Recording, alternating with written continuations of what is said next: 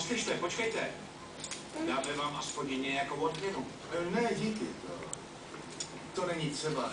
Já jsem vám rád pomohl. A nechcete třeba vstupenku, nebo pokoj, nebo tu hrajou Sugar Ray? Jsou dobrý? Ne.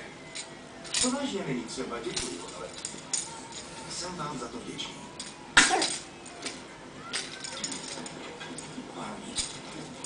Odmítne odměnu, přinese 10 000 hotovosti a je nám vděčný. Někdo by mu měl obstarat svatý. Ty máš chrastítko, ty máš chrastítko a chrastíš. Ty jsi šikovnej, no máš chrastítko, no, máma vidí. Máma vidí, jaký jsi šikovnej. Moc mě mrzí, že jsem... No co? No máš chrastítko? Máš chrastítko? A vím, že se musíš o všechno postarat, takže... Takhle krásně chrastíš? Co? Ty takhle krásně chrastíš? Nic, vlastně jo, někdo Co pak? vrátil tu peněženku, co dneska ukradli. I s penězi, kartami, se vším. No, Jo? To od něj bylo hezké. A to bylo.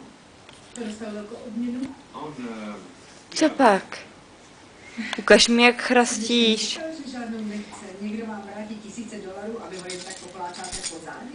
Co to říká o Montesitu? Co to říká o tobě? No co?